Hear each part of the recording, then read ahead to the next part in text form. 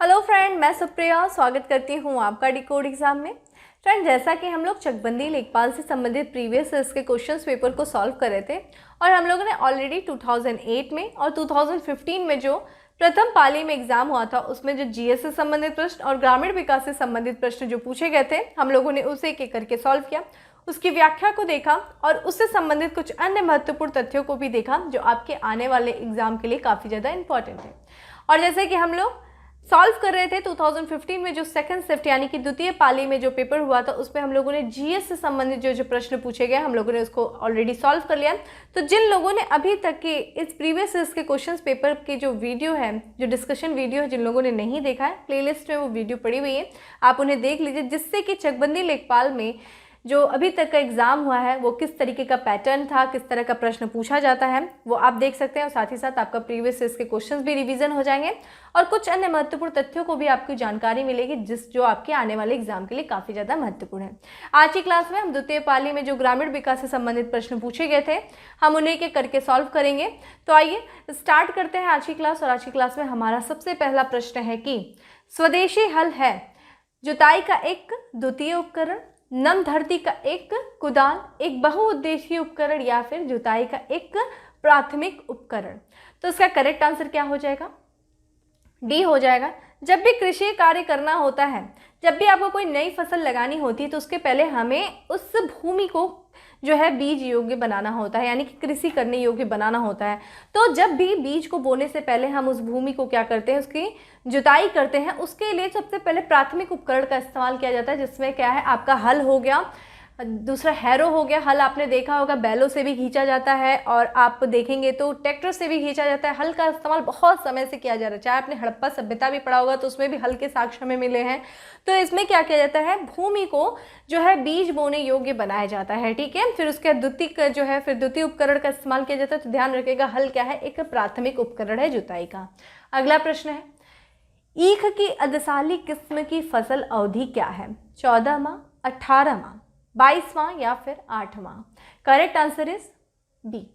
देखिए, ये ईख यानी कि गन्ने की अदसाली किस्म है जिसका उत्पादन महाराष्ट्र में होता है। महाराष्ट्र में भी देखेंगे जो न्यूनतम वर्षा वाला जो क्षेत्र है वहाँ पे इस ईख की अदसाली किस्म की फसल की बुआई होती है। किस महीने में? अप्रैल से लेकर के देखेंगे जुलाई के बीच में किया जाता है और ये फसल जो है 18 महीने में तैयार हो जाती है, जैसा कि आप यहाँ पे देख रहे हैं, ठीक है। ध्यान रखिएगा, न्यूनतम वर्षा वाले क्षेत्र में ईख की बात कर रहे हैं, यानी कि गन्ने की बात कर रहे हैं। तो गन्ने की अन्य किस्मों में भी देखें तो करणपोर जो है गन्ने की अन्य फसल है। अगर देखिए गन्ने से क्या निकलता है, चीनी। तो चीनी से संबंधित कुछ महत्वपूर्ण जानकारी हमें जान लेनी चाहिए, जैसे कि सबसे बड़ा उत्पादक देश कौन सा है, उत्पादक राज्य कौन सा है। तो देखिए सबसे बड़ा अगर उत्पादक देश बात करें तो भारत जो है सबसे बड़ा उत्पादक देश होने के साथ साथ ये दुनिया का सबसे बड़ा खपत करने वाला भी देश है। तो सर्वाधिक खपत करने वाला सबसे बड़ा उत्पादक देश भी चीन जो है भारत है, ठीक है। चीन की अगर हम बात करते हैं चीनी की, तो चीनी के जो भारत के बाद कौन सा नंबर आता है, तो ब्राज़ील का आता है, ठीक है। ब्राज़ील का जो है चीनी उत्पादन में दूसरे नंबर पे आता है।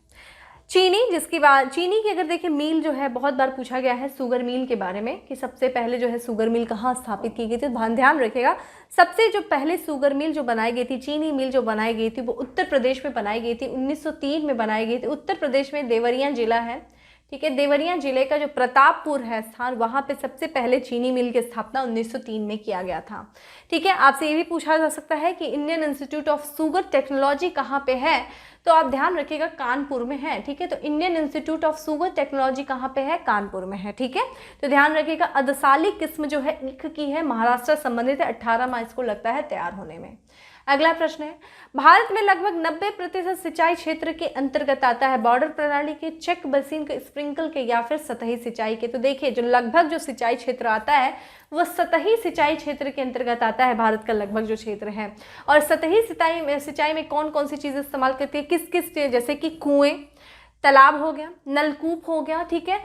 जो कुआं हो गया, नलकूप हो गया, जो नहर का पानी है, इन पानी का इस्तेमाल करके जो सिंचाई की जाती है वो जो आपका देखें तो सतही सिंचाई है, ठीक है। और सिंचाई जो है ये जो सतही सिंचाई है वो मैदानी क्षेत्रों में जो है सबसे अधिक की जाती है। और ध्यान रखिएगा, अगर यहाँ पे देखिए स्प्रिंकल की भी बात किया जा रहा है तो स्प्रिंकल जो होता है जितने भी ढाल वाले क्षेत्र होते हैं, जो पहाड़ी क्षेत्र होते हैं, जो पठारी क्षेत्र होते हैं, वहाँ पे हम इस स्प्रिंकल जो है सिंचाई जो है ये सब जो क्षेत्र आते हैं, ठीक है, स्प्रिंकल सिंचाई क्षेत्र के अंतर्गत, ठीक है। अगला है, निम्नलिखित में से कौन सी वृक्ष सब्जी है, ठीक है, वृक्षीय सब्जी है? बसेला, मेथी, फेनुग्रीक या फिर करी पत्ता या फिर भारतीय पालक। तो इसका करेक्ट आंसर हो जाएगा सी हो जाएगा, करी पत्ता, जिसे मीठी नीम के नाम से भी जानते हैं, मीठी नीम, ठीक है। देखेंगे इसके पेड़ लग जाते हैं बड़े बड़े, इसीलिए इसको वृक्षीय सब्जी कहा जाता है। कारण ये है क्योंकि इसका इस्तेमाल आप मसालों के भी रूप में करते हैं। आपके घर में पोहे बनते होंगे तो उसका तड़का लगाने के लिए, और कढ़ी वड़ी बनती है तो उसका भी तड़का लगाने के लिए हम करी पत्ते का इस्तेमाल करते हैं। तो ना सिर्फ मसाले के रूप में बल्कि इसको औषधियों के भी रूप में किया जाता है। कई लोग देखेंगे तो बालों में हेयर पैक भी लगा करके जो है करी पत्ते का हेयर पैक भी लगाया जाता है। तो ये काफ़ी औषधि के भी रूप में इस्तेमाल किया जाता है, मसाले के भी रूप में करी पत्ते का इस्तेमाल किया जाता है। करी पत्ते को हम क्या कहते हैं? मीठी नीम कहते हैं। और ये कौन सी? ये वृक्षीय सब्जी है, ठीक है। अगला है, तेज हवा की गति कितनी होती है? 20 मील प्रति घंटा, 30 मील प्रति घंटा, 40 मील प्रति घंटा या फिर 15 मील प्रति घंटा। तो करेक्ट आंसर इज बी है, ठीक है। 30 मील प्रति घंटा जो होती है ये तेज हवा की गति होती है, तूफानी तेज हवा की गति, ठीक है। अगला है, भारत में कुल कितने गांव हैं? देखिए ये सब बड़े डायरेक्ट वाले प्रश्न हैं, फैक्ट्स वाले, ये सब डेटा वाले प्रश्न हैं, थोड़ा सा अपडेट होते हुए चलिए। तो भारत में कुल कितने गांव हैं? 5,97,464, 5,77,698 या फिर 6,40,930। इसका आंसर सी हो जाएगा, ठीक है। 6,40,930 जो है ये गांव हैं। 2015 के एग्जाम में ये सब प्रश्न आया था। अगला है हमारा, जनगणना 2011 के अनुसार भारतीय ग्रामीण भारत की आबादी है 83.8 करोड़, 73.3 करोड़, 37.3 करोड़ या फिर इनमें से कोई नहीं। करेक्ट आंसर इस ए हो जाएगा, ठीक है। ध्यान रखिएगा इसका जो करेक्ट आंसर क्या है, ए है, ठीक है। 83.3 करोड़ जो है आप देखेंगे ये ग्रामीण आबादी है। और अगर हम इसे प्रतिशतता में देखें तो ये प्रतिशत कितना हो गया, पूरे समग्र आबादी का कितने परसेंट हो गया? तो 68.84% हो गया। बाकी शेष आबादी क्या होगी? नगरीय आबादी होगी, यानी कि 17.7% जो है वो आप देखेंगे 17.7 करोड़ जो हो गया ये नगरीय आबादी हो गया। जो कि शेष आबादी का कितने प्रतिशत है ये देखेंगे, शेष आबादी में देखेंगे तो 31.36% है, ठीक है। 31.36% है, ठीक है। तो ये तक ये डेटा वाले प्रश्न है, इसमें बहुत ज़्यादा समझने वाले नहीं है। ये जैसे जैसे अब आपको ये समझ में आ रहा होगा कि हमें ये सारी चीज़ें एक बार अच्छे से रिवीजन कर लेनी है। जब आप इस बार लेखपाल एग्जाम देने जाओगे तो ये सारे संबंधी जो जनगणना है, खासकर ग्रामीण जो है संबंधित जो जनगणनाएँ हैं, जो रिपोर्ट्स हैं, उसमें आप थोड़ा सा ध्यान दीजिएगा, ठीक है। अगला हमारा, बहुप्रचलित सिंचाई स्रोत है, ट्यूबवेल है, तालाब है, कुआं है, नहर है। तो बताइए सबसे ज़्यादा सिंचाई जो किससे की जाती है? ट्यूबवेल से की जाती है, ठीक है। ट्यूबवेल से देखेंगे तो आप 45% जो है ये ट्यूबवेल से सिंचाई की जाती है। वहीं अगर हम बात करते हैं नहर से, ठीक है, तो नहर से दूसरे नंबर पे आ जाता है, 26% जो है नहर से किया जाता है। कुएं से जो की जाती है वो देखा जाए तो 19% की जाती है। 3% देखेंगे तो आपका तालाब से जो है वो कृषि की जाती है। अन्य जो है 7% जो है अन्य संसाधनों के माध्यम से सिंचाई की जाती है। तो ध्यान रखिएगा ट्यूबवेल जो है बहुप्रचलित सिंचाई स्रोत है 45%, ठीक है। दूसरे नंबर पे नहर आ जाता है 26%, तीसरे नंबर पे कुआं आ जाता है, चौथे नंबर पे देखेंगे तो तालाब है, और फिर शेष जो 7% बचा है वो अन्य जो संसाधनों से सिंचाई की जाती है। और ध्यान रखिएगा अगर आपसे ये पूछा जाए कि उत्तर प्रदेश में जो सर्वाधिक प्रचलित सिंचाई स्रोत है वो क्या है, तो ध्यान रखिएगा सबसे ज़्यादा नलकूप के माध्यम से जो है वो उत्तर प्रदेश में सिंचाई की जाती है। प्रश्न आपसे आ चुका है, पूछा जा चुका है, ठीक है। अगला है हमारा, हरित क्रांति का लाभकारी वरदान किन विशेष फसलों के लिए है? दलहन और तिलहन, जूट और कपास, गेहूं और चावल, गन्ना और चाय। देखिए हरित क्रांति जो कि खाद्यान्न उत्पादन से संबंधित था, उसमें विशेषकर जो है सी, गेहूं और चावल के लिए काफ़ी ज़्यादा लाभकारी जो है ये सिद्ध हुआ। अब आते हैं थोड़ा हरित क्रांति के बारे में, कुछ महत्वपूर्ण तथ्य हैं जिनके बारे में देख लो। हरित क्रांति यानी कि ग्रीन रिवोल्यूशन। हरित क्रांति की भारत में जो शुरुआत हुई 1966 से लेकर 67 के बीच में हरित क्रांति की शुरुआत हुई। और हरित भारत में देखेंगे हरित क्रांति के जो जनक माने जाते हैं वो एम एस स्वामीनाथन को जो है वो हरित क्रांति का भारत में जनक माना जाता है। देख लीजिएगा, विश्व का नहीं, विश्व की अगर आपसे बात किया जाए तो एक प्रोफेसर नॉर्मन, ठीक है, प्रोफेसर नॉर्मन बोरलॉग हैं, ठीक है, बोरलॉग हैं। ये जो है ये हरित क्रांति के जन्मदाता माने जाते हैं। और भारत में हरित क्रांति के जन्मदाता किसे माना जाता है? एम एस स्वामीनाथन को भारत में हरित क्रांति का जन्मदाता माना जाता है, ठीक है। ये चूंकि हरित क्रांति हो गई, यहाँ पे और भी कई क्रांतियां हुई थी फ्रेंड, जैसे कि आप लोगों को पता है गोल क्रांति हुई जो कि आलू से संबंधित है, ठीक है। उसके बाद देखेंगे तो हम लोगों ने रजत क्रांति के बारे में बात किया था जो कि अंडे से संबंधित है। जन्मदाता कौन था? इंदिरा गांधी थी। हम लोगों ने पीली क्रांति के भी बारे में बात किया था। यहाँ पे देखिए तिलहन जो है पीली क्रांति से संबंधित है और इसके जन्मदाता कौन है? सैम पित्रोदा, ठीक है। दूध संबंधित था तो दुग्ध संबंधित जो है दुग्ध उत्पादन संबंधित हम लोगों ने श्वेत रेवोल्यूशन यानी कि व्हाइट रेवोल्यूशन के बारे में बात किया था, ठीक है। तो वो किससे संबंधित, वहाँ पे देखा जाए तो वर्गीस कुरियन के जो है जन्मदाता है। तो जन्मदाता जो कि जब हम क्रांति पढ़ रहे हो तो वो किससे संबंधित है और हमें ये भी देख लेना चाहिए कि उसके जन्मदाता कौन रहे हैं, ठीक है। तो जनक कौन रहे हैं ये भी हमें ध्यान रखना चाहिए। तो जब हम हरित क्रांति की बात करते हैं तो भारत के परिप्रेक्ष्य में एम एस स्वामीनाथन है और ऑल ओवर वर्ल्ड का देखा जाए तो प्रोफेसर नॉर्मन बोरलॉग हैं, ठीक है। अगला है हमारा, ग्रामीण भारत में सर्प की कौन सी प्रजाति अधिक संकटापन्न है? Common crate, king cobra, scaled viper या फिर रसेला वाइपर? डायरेक्ट आंसर पे आते हैं, इसका डी हो जाएगा। रसेला वाइपर जो है ये एक ग्रामीण भारत में जो है एक सर्प की प्रजाति है जो कि अधिक संकटापन्न है, ठीक है। कोबरा भी है यहाँ पे, ये भी संकटापन्न है, कोबरा भी ग्रामीण भारत में पाया जाता है, लेकिन रसेला वाइपर जो है ये अधिक संकटापन्न है, ठीक है। अगला है, अधिया और बटाई शब्द का प्रयोग किस अभिप्राय से किया जाता है? ग्रामीण ऋण, फसल की साझेदारी, कृषि कार्य की बैठक या फिर बी और सी? देखिए अधिया और बटाई जो है ना, आप लोगों ने सुना होगा, कुछ लोग अपनी भूमि को क्या करते हैं दूसरों को दे देते हैं, थोड़ा सा बांट लेते हैं ताकि वो भी कृषि कर ले, उससे कुछ उसके बदले में कुछ लेते हैं। तो एक तरीके से ये क्या हो जाएगा आंसर? डी हो जाएगा, बी और सी, यानी कि फसल की साझेदारी से भी संबंधित है और कृषि कार्य से भी संबंधित हमें देखने को मिलता है। एक तरीके से जो साझा की जाने वाली कृषि, यानी कि जो साझा, आपके पास एक जमीन है, शेष जमीन है, आपने क्या किया, एक लोगों को दे दिया जिसके पास जमीन नहीं है, वो कृषि कर रहे हैं और उसका कुछ आपको भाग दे देंगे, मतलब कुछ जो उत्पादन होगा उसका कुछ भाग आपको दे देंगे अनाज का। इससे आपके पास अनाज भी हो जाएगा और जो जमीन खाली पड़ी थी उसका इस्तेमाल भी हो जाएगा। ये क्या है, जो आपका यही है बटाई अधिया। तो एक तरीके से साझेदारी कृषि पद्धति और जो कृषि कार्य की जो बैठकें की जाती हैं गाँव वगैरह में, उनको भी क्या कहते हैं? अधिया बटाई कहते हैं। तो इस शब्द का प्रयोग जो है किया जाता है कृषि कार्य के बैठक में और फसल की साझेदारी के लिए, ठीक है। अगला है, शिराजी और बसरा किसकी उत्तम प्रजातियां हैं? कबूतर की, ऊंट की, कछुआ की या फिर घोड़े? करेक्ट आंसर इज ए है, कबूतर की शिराजी होगी, बसरा, ये सब उत्तम प्रजातियां कबूतर की। अन्य भी आपने मसक्कली सुना होगा, मसक्कली सॉन्ग भी था, ठीक है। तो मसक्कली भी, ये भी सब आपका कबूतर की उत्तम प्रजातियां हैं, शिराजी भी, बसरा भी है, ठीक है। अगला है हमारा, भारत में सर्वाधिक और सबसे महत्वपूर्ण मिट्टी समूह कौन सा है? जलोढ़, लाल, लेटराइट मिट्टी या फिर काली मिट्टी? करेक्ट आंसर इज ए, जलोढ़ मिट्टी जो है ये भारत में सर्वाधिक और सबसे महत्वपूर्ण मिट्टी है, कारण ये मिट्टी बहुत ज़्यादा उपजाऊ होती है। इस मिट्टी के बारे में बात करें तो जलोढ़ मिट्टी, जिसे हम अन्य नामों से भी जानते हैं जैसे कि एलुवियन सॉइल, ठीक है, कछारी मृदा, दोमट मृदा, इन सब मृदा के नाम से हम जलोढ़ मृदा को जानते हैं। और इसका जो निर्माण होता है वो नदियों के द्वारा जो है जलोढ़ मृदा का निर्माण किया जाता है। नदियाँ जो आती हैं और वो जो अपने साथ अवसाद लेकर के आती हैं और एक जगह निक्षेपित कर देती हैं, उन्हीं से इन मृदा का निर्माण होता है और ये काफ़ी ज़्यादा उपजाऊ मृदा होती हैं।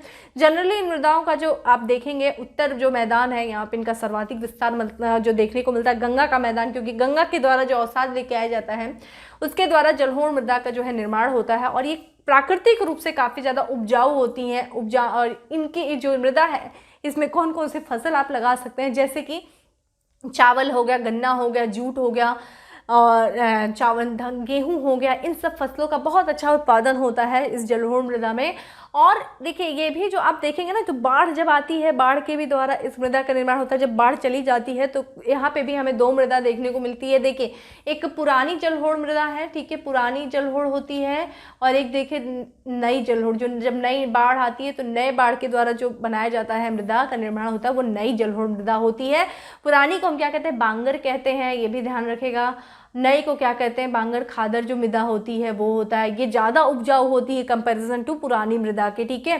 तो ये चीज़ ध्यान रखिएगा, जो जलोढ़ मृदा, और ये वो जहाँ जहाँ नदियाँ बहेंगी, जैसे कि सिंधु वाला क्षेत्र हो गया, या ब्रह्मपुत्र वाला क्षेत्र हो गया, गंगा वाला जो पूरा क्षेत्र हो गया, यहाँ पे हमें जलोढ़ मृदा देखने को मिलती है, ठीक है।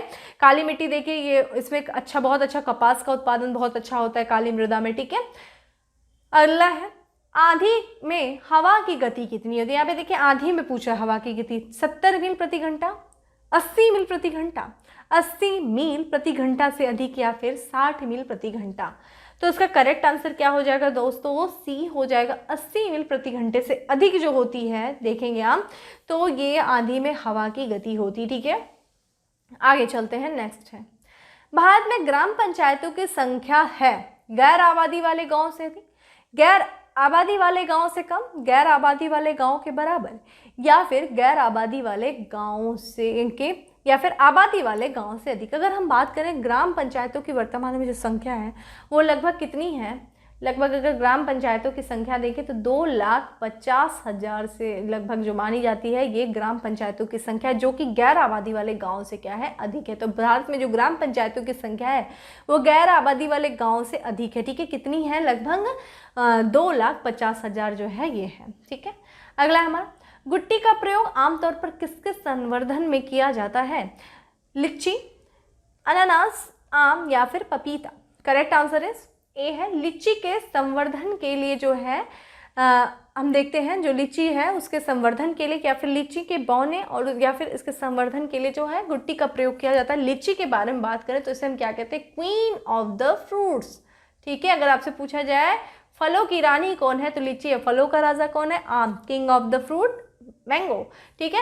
लीची, लीची से संबंधित अगर हम कुछ महत्वपूर्ण बात देख लें तो देखिए, लीची का जो जन्म हुआ था फ्रेंड, ये हुआ था चीन में हुआ था, ठीक है। फिर भारत में चीन, जो इसका जन्म हुआ था लीची का, चीन में हुआ था। और भारत में सबसे बड़ा उत्पादक राज्य कौन सा है लीची का, वो है बिहार है, ठीक है, बिहार है। और देखिए बिहार में ही एक शाही लीची मिलती है, जिसको भी हाल में जीआई टैग काफ़ी चर्चा में था।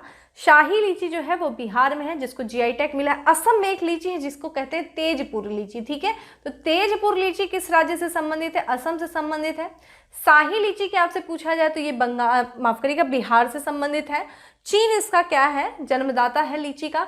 लीची से संबंधित अगर आपसे कुछ अन्य बात भी पूछा जाए तो देखिए, लीची से संबंधित कुछ बीमारियां होती, जैसे कि लीची की जो पत्ती है, लीची की पत्ती का जलना वो किस तत्व की कमी के कारण होता है, तो ध्यान रखिएगा, पोटेशियम की कमी के कारण जो है वो लीची की पत्तियां जल जाती हैं, ठीक है। तो ये भी चीज़ ध्यान रखिएगा, आपसे पूछा जा सकता है, ठीक है। तो पत्तियों का जलना लीची में पोटेशियम की कमी के कारण होता है, ठीक है।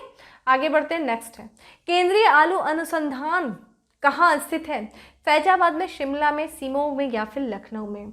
Correct answer is Himachal Pradesh की राजधानी शिमला में जो है केंद्रीय आलू अनुसंधान केंद्र जो है अनुसंधान स्थित है। इसकी स्थापना कब हुई थी, 1945 में जो है इसकी स्थापना की गई थी। अब आते हैं हम आलू से संबंधित कुछ महत्वपूर्ण जानकारियों को देख लेते हैं। आलू की चर्चा की जा रही, देखिए हमें सिर्फ प्रीवियस ईयर के क्वेश्चंस को नहीं जानना है, और भी किस तरीके से प्रश्न पूछे जाते हैं हमें ये भी जानना है, ठीक है। आलू की अगर बात किया जाए, आलू जिसका देखा जाए, अगर हम जो आलू आप देखे होंगे तो आलू का हम कौन से भाग का प्रयोग करते हैं। अगर आपसे पूछा जाए कि आलू के किस भाग का उपयोग किया जाता है, तो ध्यान रखिएगा तने का इस्तेमाल किया जाता है। तने का जो हम खाने में इस्तेमाल किया जाता है, आलू का जो तना होता है उसको हम अपने खाने में इस्तेमाल करते हैं। और आलू की बात करें तो इसमें कार्बोहाइड्रेट जो है बहुत प्रचुर मात्रा में हमें कार्बोहाइड्रेट देखने को मिलता है, ठीक है। आलू जो है संसार का मुख्य भोज्य पदार्थों में कौन सा स्थान रखता है, चौथा स्थान रखता है। आपसे एक बार प्रश्न पूछा गया था, संसार का मुख्य भोज्य पदार्थ यानी कि सबसे ज्यादा दुनिया में जो इस्तेमाल किया जाने वाला पदार्थ है, भोज्य पदार्थ है, वो आपका चावल है, ठीक है। अगर दूसरा नंबर आता है तो गेहूं का आता है, तीसरा नंबर जो आता है वो मक्के का आता है, और चौथे नंबर पे आपका आलू आ जाता है। तो चौथा स्थान रखता है मुख्य भोज्य पदार्थों में, आलू चौथा स्थान रखता है, ठीक है। आलू अगर हम देखें कि दुनिया में जो आलू का उत्पादन करने वाला शीर्ष जो स्थान रखता है वो चीन रखता है, ठीक है, और दूसरा स्थान जो रखता है भारत रखता है। और भारत में पूछा जाए कि भारत में सबसे ज़्यादा उत्पादन आलू का कहाँ होता है, तो वो कोई और नहीं, उत्तर प्रदेश जो है सर्वाधिक उत्पादन करने वाला राज्य है, ठीक है, आलू का। आलू में जो है यहाँ पे देखा जाए, आलू का अगर आपसे पूछा जाए आलू का जन्म कहाँ हुआ था, कब हुआ था, तो ये देखा जाए आलू जो हुआ था ना, पेरू कंट्री है ना, पेरू में आलू का जन्म हुआ था। भारत में लाने का जो श्रेय जाता है आलू को, वो जाता है पुर्तगालियों को। तो 17वीं शताब्दी में पुर्तगालियों के द्वारा आलू को भारत में लेके आया गया। जन्म इसका पेरू में हुआ था, ध्यान रखिएगा। और चीन जो है इसका सबसे बड़ा उत्पादक है, भारत दूसरे नंबर पर रहता है। और भारत में भी देखा जाए तो उत्तर प्रदेश सर्वाधिक उत्पादन करता है। आलू से संबंधित अगर आपसे पूछा जाए कि आलू में भी कोई बीमारी लगती है कि नहीं, रोग लगता है कि नहीं, ये हमें देख लेना चाहिए। तो आलू से संबंधित एक बीमारी लगती है, देखा जाए इसको झुलसा कहते हैं, ठीक है, झुलसा भी लगता है, ठीक है, झुलसा। इस पे ब्लैक हार्ट नाम की एक बीमारी लगती है आलू में, ब्लैक हार्ट, ठीक है। तो जब हम लोग आप देखेंगे स्टोर होते हैं ना, जो भंडार गृह होते हैं, तो भंडार गृह में जब इसको स्टोर किया जाता है तो उस समय ऑक्सीजन की कमी से, ठीक है, O2 की कमी से ब्लैक हार्ट जो है इसको रोग हो जाता है, ठीक है। ये था कुछ आपका आलू से संबंधित हम लोगों ने तथ्य देखा, और केंद्रीय आलू अनुसंधान संस्थान शिमला में है, ठीक है। उत्तर प्रदेश का मलिहाबाद किस लिए प्रसिद्ध है? दशहरी आम, पीला खरबूज, मलिहाबादी बिरयानी या फिर सूती चिकन? करेक्ट आंसर है ए, ठीक है। दशहरी आम के लिए मलिहाबाद जो है काफी ज्यादा फेमस है। इसके अन्य प्रजातियों के बारे में देखा जाए तो देखिए आम की प्रजातियां हैं, दशहरी आम, मलिहाबादी आम हो गया, लखनऊआ हो गया, ठीक है, लखनऊआ जो हो गया वो क्या हो गया, ये भी अन्य प्रजातियां हैं, ठीक है। जोहरी हो गई, सफेदा हो गया, फजली हो गई, ये सब जो है प्रजातियां हैं आम की।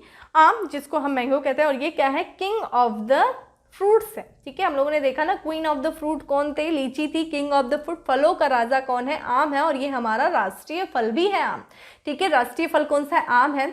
अगर इसका पूछा जाए आपसे वानस्पतिक नाम क्या है आलू का, माफ करिएगा, आम का, तो वानस्पतिक नाम हो जाएगा मेंजी, ठीक है, मेंजी फेडा इंडिका, ठीक है, मेंजी फेडा इंडिका जो है ये इसका वनस्पतिक नाम हो जाएगा। और सबसे बड़ा उत्पादन अगर आपसे पूछा जाए कौन जो है कौन सा राज्य करता है, तो वो कोई और नहीं, उत्तर प्रदेश। देखिए उत्तर प्रदेश आलू के उत्पादन में सर्वाधिक है। आलू के साथ साथ देखेंगे तो आम के उत्पादन में, फिर गन्ने के उत्पादन में, ये सब जो है उत्तर प्रदेश इसमें प्रथम स्थान रखता है, ठीक है। नहीं, आलू में भी देखिए रोग लगते हैं, तो हमें क्या दिख रहा है, आम जो है सर्वाधिक उत्तर प्रदेश में, उत्तर प्रदेश के बाद पूछा जाए तो आंध्र प्रदेश में, आंध्र प्रदेश के बाद पूछा जाए तो बिहार में, ठीक है। ये आपका जो है बिहार, ये आपका आम का उत्पादन होता है। आम में विटामिन ए और सी पाई जाती है। और आपसे अगर पूछा जाए कि आम में कौन सा रोग लगता है, ठीक है, आम में भी देखिए बीमारी लगती है, फसलों में बीमारियां बहुत लगती हैं, और आपसे पूछा जाता है तो इसमें एक लिटिल लीफ करके जो है एक लिटिल लीफ बीमारी लगती है, ठीक है। लिटिल लीफ बैगन में भी लगता है। तो इससे पूछा जाए किस तत्व की कमी के कारण जो है आम में लिटिल लीफ बीमारी लगती है, तो ये है जस्ता, ठीक है। जस्ते की कमी के कारण जो है वो आम में लिटिल लीफ बीमारी लग जाती है। और इसके में देखा जाए, आपने आम देखा होगा, आम के ऊपर का एक भाग जो है ना वो काला हो जाता है, ठीक है, तो इसको काला शीरा बोलते हैं, यानी कि ब्लैक टिप, ठीक है। ब्लैक टिप भी जो है इसकी बीमारी लगती है। ब्लैक टिप तो कारण क्या होता है, जो आप देखेंगे जो यहाँ जो ये आपके भट्टे वगैरह होते हैं ना, भट्टे से जो धुआं निकलता है उसमें से जो सल्फर डाइऑक्साइड जो गैस निकलती है, उसके कारण जो है ब्लैक टिप रोग होता है आमों में, जिसको हम क्या कहते हैं, काला शीरा रोग, ठीक है। और कौन सा रोग होता है, लिटिल लीफ रोग देखिए बैगन में भी होता है आम के साथ साथ, ठीक है। तो ये हमारा जो है आम से संबंधित कुछ महत्वपूर्ण तथ्य था जिसको हम लोगों ने देखा, ठीक है, ध्यान रखिएगा। अगला है हमारा, पकते हुए टमाटर लाल क्यों हो जाता है? पकते ही टमाटर जो है माफ करिए, यहाँ पे पकते ही हरा टमाटर लाल क्यों हो जाता है? पानी की अनुपाती परिवर्तन के कारण, पकते समय तापमान में परिवर्तन के कारण, क्लोरोप्लास्ट के क्रोमोप्लास्ट में बदलने के कारण, या फिर उपयुक्त में से कोई नहीं। देखिए क्लोरोप्लास्ट, ठीक है, क्लोरोप्लास्ट के क्रोमोप्लास्ट में बदलने के कारण जो टमाटर है वो जैसे ही पकता है, पहले तो कच्चा रहता है, वो हरा रहता है, और जैसे ही पकता है वो लाल रंग हो जाता है, ठीक है। और लाल रंग होने का कारण जो होता है लाइकोपेन, ठीक है। जब क्रोमोप्लास्ट में आता है तो यहाँ पे हमें लाइकोपेन जो है, लाइकोपेन के कारण ये लाल रंग का हो जाता है। अगर हम टमाटर की बात करें तो चलिए आइए कुछ टमाटर से भी संबंधित तथ्यों को भी देख लेते हैं। टमाटर जिसका जन्म मैक्सिको में हुआ था, ठीक है। देखिए ये सब पूछता है, जन्म किसका हुआ, कहाँ पे हुआ, भारत में इसको कौन लाया? पुर्तगाली लेके आए। पुर्तगालियों के द्वारा जो है टमाटर भारत में लाया गया। और टमाटर की अगर हम लोग बात करें तो सबसे बड़ा जो है टमाटर उत्पादक जो देश है वो है चीन है। ठीक है, चीन जो है, माफ़ करिएगा यहाँ पे, चीन जो है सबसे बड़ा टमाटर उत्पादक देश है। उसके बाद भारत का नंबर आता है। और आपसे पूछ दे कि भारत में सबसे ज़्यादा उत्पादन किस राज्य में होता है, तो आंध्र प्रदेश में जो है टमाटर का सबसे ज़्यादा उत्पादन होता है। आंध्र प्रदेश के बाद देखा जाए तो मध्य प्रदेश, मध्य प्रदेश के बाद देखा जाए तो कर्नाटक जो है सबसे बड़ा उत्पादक राज्य है। ठीक है, टमाटर में देखिए, टमाटर से आप केचप बनाते होंगे, आप लोग के घर पराठे वगैरह बनते होंगे तो आप लोग टमाटो केचप खाते होंगे ना, तो उस केचप को संरक्षित रखने के लिए किस रसायन का इस्तेमाल किया जाता है, ये आपसे प्रश्न पूछा गया है। तो टमाटर से बनाए गए केचप को संरक्षित रखने के लिए जिस रसायन का इस्तेमाल किया जाता है उसका नाम है सोडियम बेंजोनाइट। ठीक है, बेंजाइड, सोडियम बेंजाइड किस रसायन का इस्तेमाल किया जाता है, ये ध्यान रखिएगा। ठीक है, यह भी प्रश्न आपसे पूछा गया है। इस रसायन के इस्तेमाल से जो केचप होता है उसको संरक्षित किया जाता है। ठीक है, आगे बढ़ते हैं। और हम लोगों ने ये भी देख लिया सबसे बड़ा उत्पादक देश कौन सा है, चीन है। दूसरे नंबर भारत है। भारत में भी पूछा जाए तो आंध्र प्रदेश, मध्य प्रदेश एंड देन कर्नाटक। ठीक है, अगला है हमारा प्रश्न, यदि दूध से क्रीम को अलग कर लिया जाए तो दूध का घनत्व तो बढ़ जाता है, वही रहता है, पहले कम होता है फिर बढ़ जाता है, या फिर कम हो जाता है? तो भाई दूध का घनत्व बढ़ जाता है और दूध क्या होता है, भारी हो जाता है। अगर क्रीम आप अलग कर दोगे तो दूध का घनत्व बढ़ जाएगा और क्रीम जो होती है वो भारी हो जाती है। ठीक है, दूध जो होता है वो भारी हो जाता है। ठीक है, अगला है पित्त क्रांति किससे संबंधित? पित्त क्रांति को आप पीली क्रांति के भी नाम से जान सकते हैं। दुग्ध से उत्पादन से है, तिलहन उत्पादन से, मछली उत्पादन से, या फिर खाद्यान्न उत्पादन से। तो ध्यान रखिएगा, तिलहन से, सरसों उत्पादन से जो है आपकी पित्त क्रांति संबंधित है। पित्त क्रांति के जनक कौन थे? सैम पेत्रोदा थे, हम लोगों ने इस पर बात किया ही था। ठीक है, पेत्रोदा जो है वो पित्त क्रांति के जनक हैं।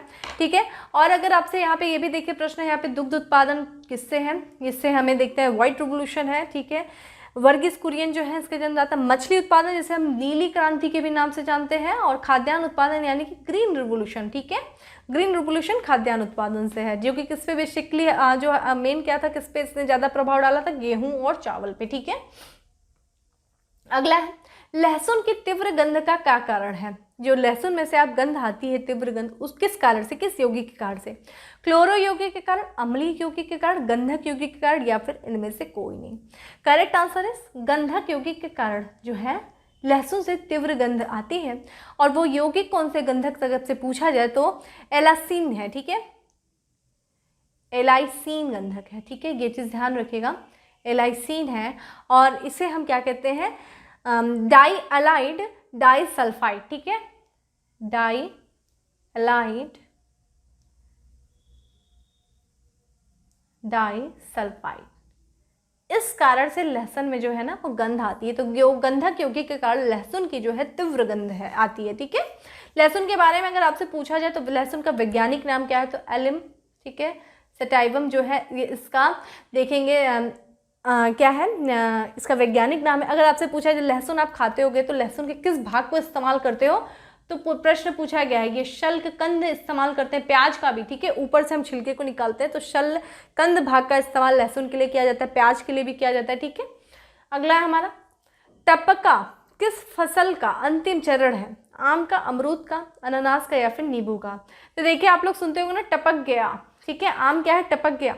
जब आम पूरी तरह से पक जाता है ना तो अचानक से वो टपक जाता है, और यही टपकना इस आम का अंतिम चरण होता है कि भाई अब खा लो, अब मैं इससे ज़्यादा जो है पेड़ पे अपना भार नहीं बर्दाश्त कर सकता हूँ, अब खा लिया जाए मुझे। तो ये अंतिम चरण होता है फल के, जो आम के फल का पक जाना, और फिर पक के वो टपक जाता है पेड़ों से। तो टपका जो है ये अंतिम चरण आम का है। ठीक है, आम के बारे में हम लोगों ने ऑलरेडी बात कर ली है, किंग ऑफ द फ्रूट्स, और भी इससे संबंधित कुछ तथ्य। अगला है हमारा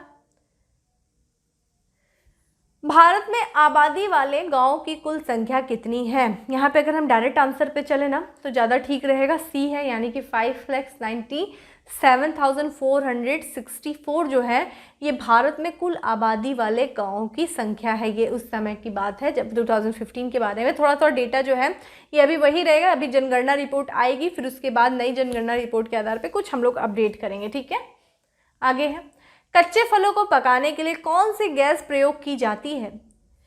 acetylene, carbon dioxide, hydrogen, ethane या ethane. Correct answer is A. ठीक है, एसिटिलीन जो होती है गैस का प्रयोग किया जाता है कच्चे फलों को पकाने के लिए। ठीक है, अगला है हमारा, भारत में पशु कल्याण बोर्ड का मुख्य कार्यालय कहाँ है? सीतापुर, जिंद, कांगड़ा या फिर चेन्नई।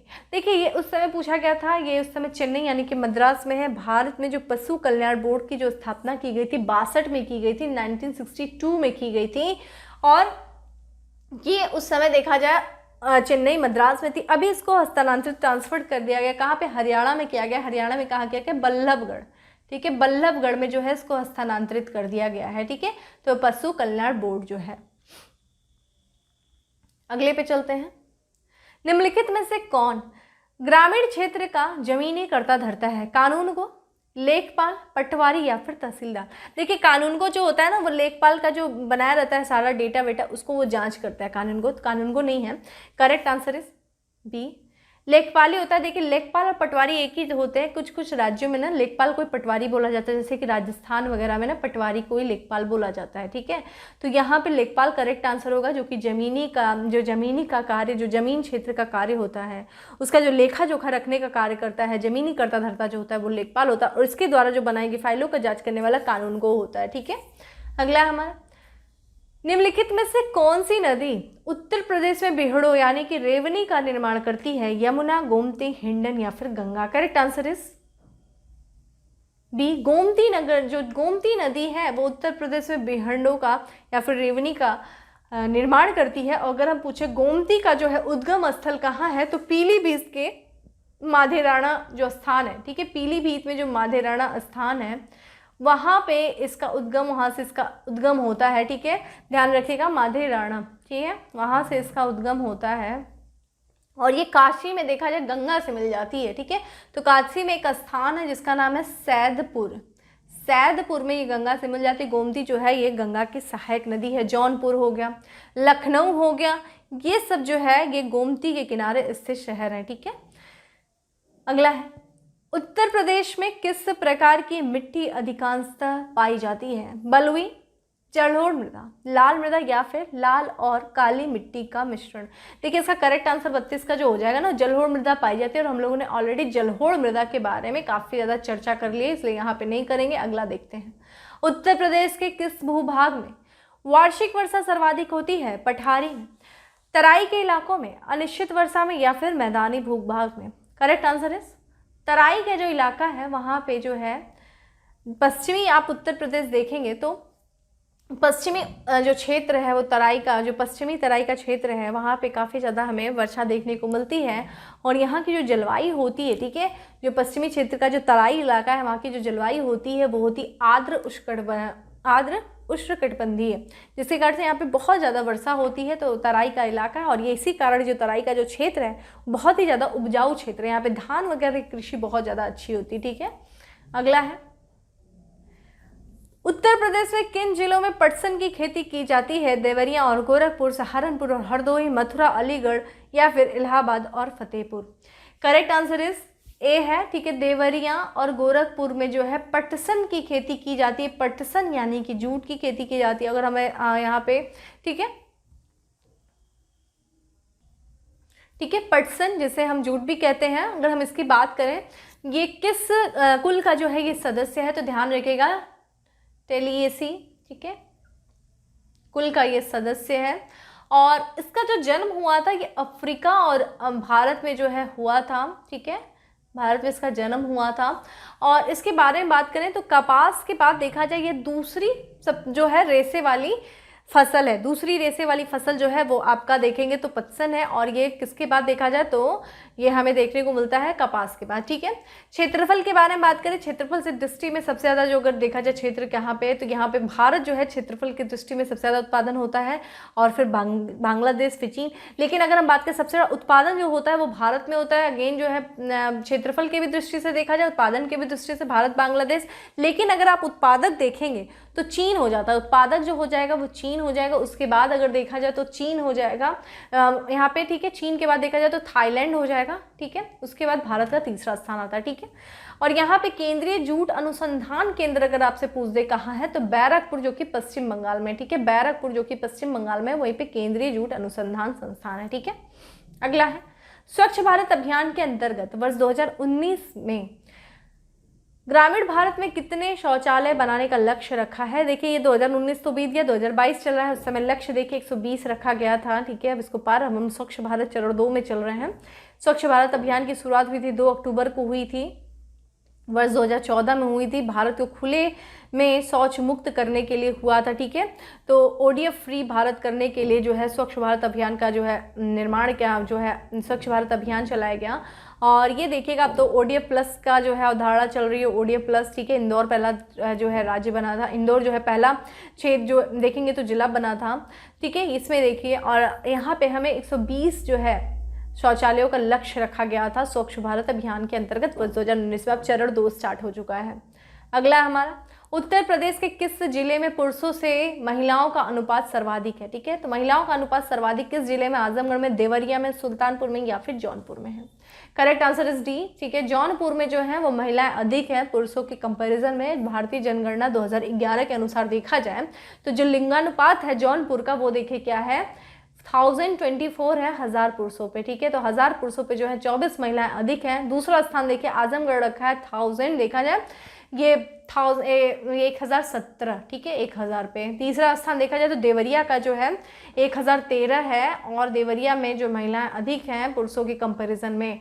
अगर आपसे ये पूछा जाए जब हम सबसे अधिक देख रहे हैं, सर्वाधिक देख रहे हैं, तो हमें सबसे न्यूनतम भी देखना चाहिए कि सबसे कम जो है लिंगानुपात किस जिले का है, किस क्षेत्र का है।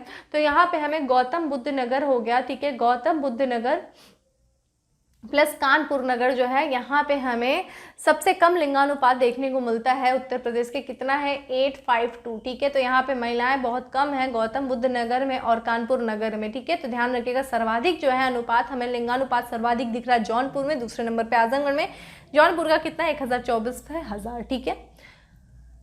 अगला है ग्रामीण भारत के लिए गरीबी रेखा का आधार निर्धारित किया गया 27 रुपये प्रतिदिन की आय पर, 37 रुपये की प्रतिदिन की आय पर, 33 प्रतिदिन की आय पे, या फिर उपयुक्त में से कोई नहीं। Correct answer is D. अब एक ए है, माफ करिएगा, ए जो है 27 रुपये प्रतिदिन आय पर जो है ये ग्रामीण भारत के लिए गरीबी रेखा का आधार बनाया गया। इससे जाएँ नीचे जाएँ तो गरीबी रेखा के नीचे जाते हैं। देखिए 2011-12 की बात है, एक देखेंगे कमेटी गठित की गई जिसका नाम है सुरेश तेंदुलकर कमेटी, ठीक है। सुरेश तेंदुलकर कमेटी के आधार पे जो है के अनुसार जो है ये 33 रुपये, माफ करिएगा 27 रुपये प्रतिदिन आय पे जो है ये भारत में गरीबी रेखा का आधार बना। और वहीं अगर आपसे पूछा जाए ये ग्रामीण क्षेत्रों के लिए है, शहरी क्षेत्रों की अगर बात किया जाए तो 33 रुपये जो है 33 रुपये प्रतिदिन की आय जो है वो सुरेश तेंदुलकर कमेटी के आधार पे जो है 33 रुपये शहरी क्षेत्रों के लिए, 27 रुपये जो है वो ग्रामीण क्षेत्रों के लिए आधार बना, ठीक है। अगला है संयुक्त राष्ट्र संघ द्वारा घोषित अंतर्राष्ट्रीय योग दिवस सारे विश्व में ग्रामीण एवं शहरी इलाकों में किस दिन मनाया जाए। 20 जून को, 21 जून को, 25 जून को या फिर 15 जून को। करेक्ट आंसर इज बी हो गया, ठीक है। 21 जून को जो है अंतर्राष्ट्रीय योग दिवस मनाया जाता है, जिसकी शुरुआत देखिए वर्ष 2015 में ही किया गया था, ठीक है। और 2015 में ही आपसे ये प्रश्न भी पूछा गया था, ठीक है। 21 जून को किया गया था। अगला है हमारा विश्व में केले का सर्वाधिक उत्पादक देश है थाईलैंड, भारत, बांग्लादेश या फिर श्रीलंका। तो केले का सर्वाधिक उत्पादन देखिए भारत में होता है, उसके बाद देखेंगे तो चीन में होता है, उसके बाद देखेंगे तो इंडोनेशिया में जो होता है वो सर्वाधिक उत्पादन देखने को मिलता है केले का, ठीक है। अगला है हमारा यदि पंचायत भंग होती है तो किस अवधि के अंदर चुनाव होगा। 3 माह की अवधि, 5 माह, 6 माह, 1 माह या फिर 1 वर्ष। करेक्ट आंसर इस बी है भाई। अगर पंचायत भंग हो जाती है तो शेष काल के लिए जो शेष जो समय के लिए वो क्या होता है कि 6 माह के अंदर जो है पंचायत का चुनाव होना चाहिए, ठीक है। अगर हम पंचायत के बारे में बात करें फ्रेंड, देखिए आधुनिक भारत का जो है प्रथम तत्कालीन जो प्रधानमंत्री थे जवाहरलाल नेहरू के द्वारा जो है राजस्थान का जो नागौर जिला है, राजस्थान का जो नागौर जिला है यहाँ पे पंचायती राज व्यवस्था जो है लागू की गई थी। किस वर्ष की गई थी? 2 अक्टूबर को किया गया था, फिर 1959 को किया गया था, ठीक है। अगर हम अपने जब देश आज़ाद हो गया, हमारा संविधान बना, तो संविधान में देखिए इसकी कहाँ कहाँ व्याख्या की गई है। तो सबसे पहला डीपीएसपी यानी कि डायरेक्टर, ठीक है, डीपीएसपी जो आपने किया गया, ठीक है, डीपीएसपी में किया गया directive principle of state policy में अनुच्छेद जो है 40, ठीक है, अनुच्छेद जो आपका आर्टिकल 40 है, उसमें कहा गया कि ग्राम पंचायतों का गठन होना चाहिए और उसे किस तरह से शक्ति प्रदान करनी चाहिए, ये डीपीएसपी में बात किया गया। और फिर चूंकि डीपीएसपी है ये अनिवार्य नहीं होता है, ठीक है, तो अगर आप कोई भी अनुच्छेद है जो कि डीपीएसपी में है तो उसको लागू करने के लिए, अगर आपको उसको लागू करना अनिवार्य बनाना है तो संवैधानिक संशोधन यानी कि हमें कुछ प्रक्रिया करनी पड़ेगी जो कि वो अनिवार्य रूप से लागू हो जाए। तो इसके लिए देखिए संविधान संशोधन किया गया, 73वां कॉन्स्टिट्यूशन अमेंडमेंट किया गया, किस वर्ष किया गया, 1992 में किया गया, और इसे एक संवैधानिक दर्जा मिला पंचायती राज व्यवस्था को। और इसी के साथ साथ हमें संविधान में जो है 11वीं अनुसूची जुड़ी जो कि आपकी पंचायती राज्य व्यवस्था संबंधित है, और भाग 9 जुड़ा, और यहाँ पे जो अनुच्छेद जुड़ा वो है 243, ठीक है। इस 243 जो अनुच्छेद में आर्टिकल्स में देखेंगे तो यहाँ पे 16 कानून दिया गया है पंचायती राज व्यवस्था से संबंधित, और आप देखेंगे तो 29 कार्य दिए गए हैं, ठीक है। तो यही चीज़ था मेनली जो आपका संबंधित जो है पंचायती राज व्यवस्था थे, जो आपको और भी तथ्यों के बारे में जान लेना चाहिए।